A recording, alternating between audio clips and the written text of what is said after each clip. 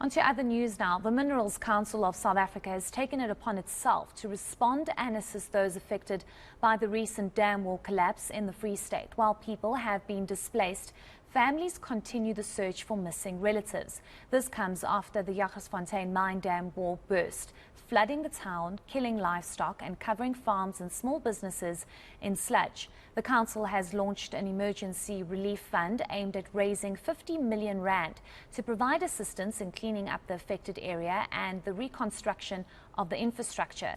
The council's head of communications, Allan Seccombe, joins me now to discuss this and tell us more about this. Thanks so much for your time, Allan. We do appreciate it.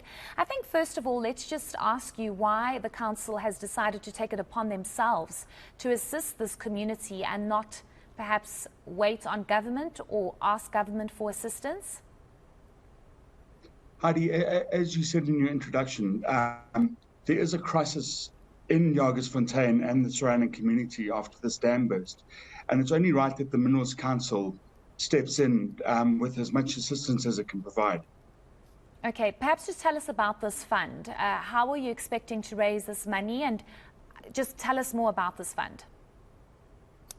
So the Minerals Council has more than 70 members. That's listed companies and associations, as well as junior companies. And we've asked them to please contribute towards this fund so that we can provide immediate assistance where it's needed in Jagersfontein. Clearly there is a mining history there.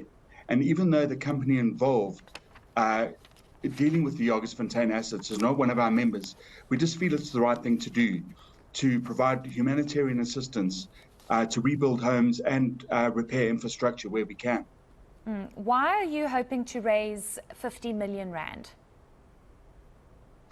Look, you've got to start somewhere, hey? And the owners of Jagersfontein have put 20 million in, and we thought 50 million will go some way towards providing assistance. And the response we've had so far has allowed us to immediately reach out to NGOs and aid organizations to see where we can provide food and clothing, which we understand is urgently needed. So I'm presuming that you've been on the ground to assess the situation and to assess how dire it is. We're currently showing visuals of the aftermath, and it looks rather devastating. It's actually shocking that something like this could have happened. But from your assessment being on the ground, you've obviously ascertained that a lot of money is going to be needed to help these communities, these farmers, these businesses. How dire is the situation according to your assessment and having been on the ground? Look, we sent a technical team immediately to Jagersfontein on Monday morning. They spent the day there with the local municipality and with the local government and whichever other national government officials were there. And then on Tuesday, Minerals Council President Lilita Fakude joined DMRE Minister Gwedi Mantashe and his team to have a really close assessment of what was needed. And clearly we've realized that there is a crisis there that needs urgent intervention. And we felt with our membership, we're willing to provide funds for this. We could provide really quick and urgent assistance. I want to speak about who you think, as the Minerals Council, should be responsible for what happened at Jagersfontein, because we know that the Mineral Resources Department is saying that the mine that bought over from De Beers should take responsibility. But from your assessment, who should actually pick up their hand and say, we take the blame? Heidi, we're not going to get into this debate because the tragedy is so brand new and various government ministries are investigating.